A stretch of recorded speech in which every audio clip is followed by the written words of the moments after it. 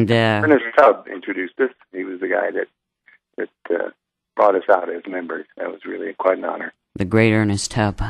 Sure missed that guy in country music.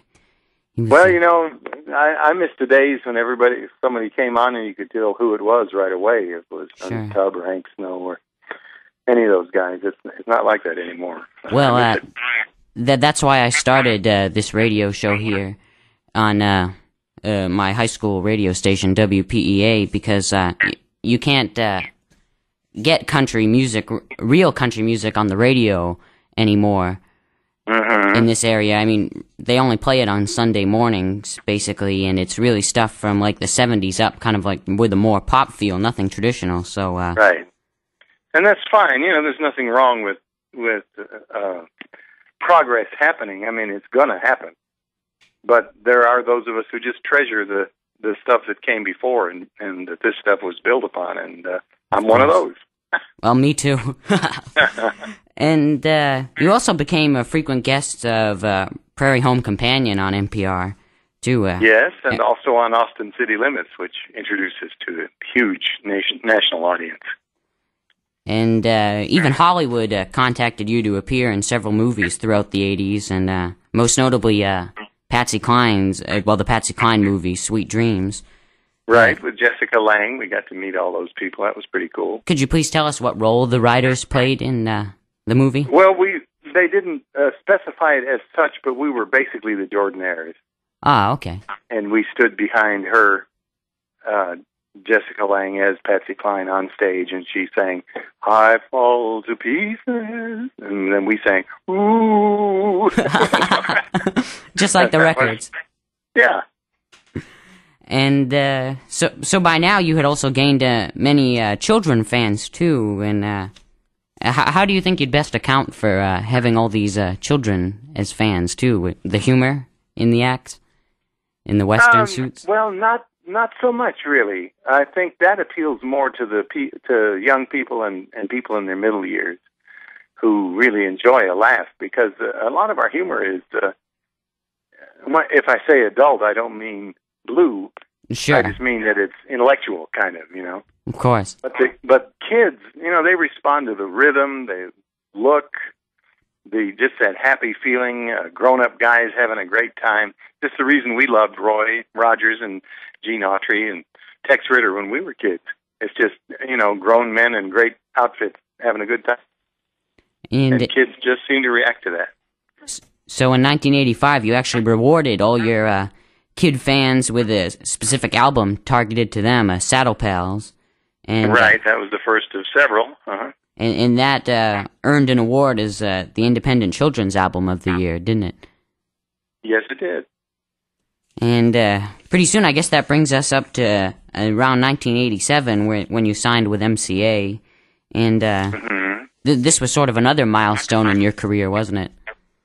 Well, it was the first Western group on a major label since Sons of the Pioneers that left RCA in the 60s. And it just was bringing this tradition back. We felt, we hoped, we tried to do. That was our goal. And you sure did it. And I guess the first album on MCA was The Cowboy Way. And that's a fabulous album. And then from there, you released your next album, was Riders Radio Theater, if I'm understanding it correctly. And that took the form of sort of an old-time radio show, mixing sort of skits and commercial parodies with the music.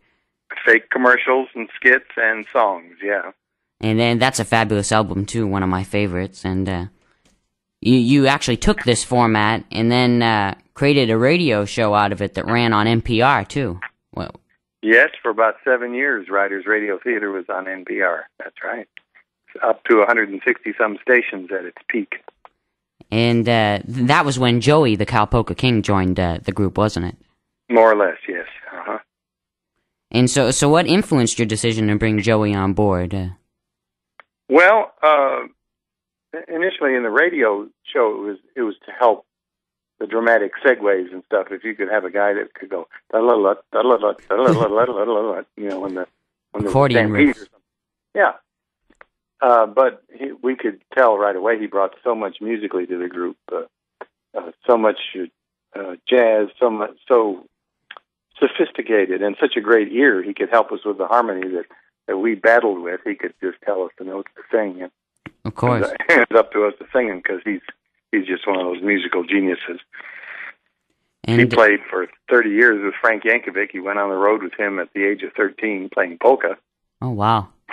But a band like that, a popular band, even a polka band, if you're national, you know, they didn't just play polkas. They played all kinds of popular tunes and dance tunes, and he became, you know, very sophisticated.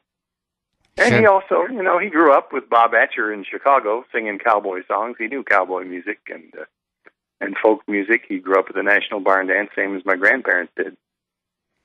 And my mother. And in 1991, you even obtained your own Saturday morning television show on CBS. And what was that like? Oh, that was great. We spent a summer in Hollywood, and Pee Wee Herman had gone off the air, and his whole crew and set designer and writers and everybody needed a new show, and they jumped on us for a year. It was really fun. It was very wacky. We filmed it at MGM Mary Tyler Moore Studios, which they had bought from Republic, where Gene and Roy made all their westerns. So a lot of the sets and stuff that you see us walking through on that show are ones that we recognize from old Republic westerns. I wish they'd show the reruns of that show. It sounds like a fabulous show. I wasn't born yet, of course, to see it. No. But well, it was a good show. It didn't quite capture us, I don't think, but it had a lot to be said for it. It was a lot of fun and beautifully shot. And I wish it had been, you know, gone on for years. It was really a great time. Our summer in Hollywood, it ran for a year, but we only did 13 episodes, so that's why it's never gone into syndication. Syndication, yes. And throughout the 90s, you released a fabulous array of albums from Cowboys in Love, and that's probably one of my favorite albums. And that's my favorite. That was from 1994, I think it was, wasn't it? Mm-hmm. And you know the dates better than I. And it featured such notable guests as Emmylou Harris helping you out with some Western tunes, ballads, and love songs, and Sleep at the Wheel came on. Right. And Cowboys in Love also, if I remember correctly, featured You're Wearing Out Your Welcome Mat, which is, I think, probably one of my favorite songs. I just laugh at that tune every time I hear it. Uh-huh. And it's hilarious, I agree. Can you tell us how you decided to write such a comical song for based on Gunsmoke? Or? Well, you know, we didn't write that one. That was brought to us. Okay. Some professional Nashville songwriters came up with the idea. Brilliant young people that they were, and we're glad that they did. Sure, because it's a fabulous song, and you guys sing it well. It's hilarious. We're going to hear that in a few minutes, too. And, of course, Public Cowboy No. 1, which featured the music of Gene Autry, was another great album from the 90s. And, And my next question was going to be, what was your favorite album released during the 90s? But since you just told us that, I guess we'll move on to... That's right. Around the year 2000, if we may. Uh-huh. And I guess it was around then you were first approached to record a song for Disney's Toy Story 2, and that's when you actually ended up recording an entire album based on the characters of Toy Story, and it was played throughout the film. And I, of course, remember that one very well. Good. And could you please, I guess, run us through the sequence of events that led up to you taking such a significant part in the movie? Well, they, as John Lasseter says, they had decided. John Lasseter is the guy who runs Pixar. Okay. And he said they had decided to. They originally didn't have a theme song. They just had him come on the screen.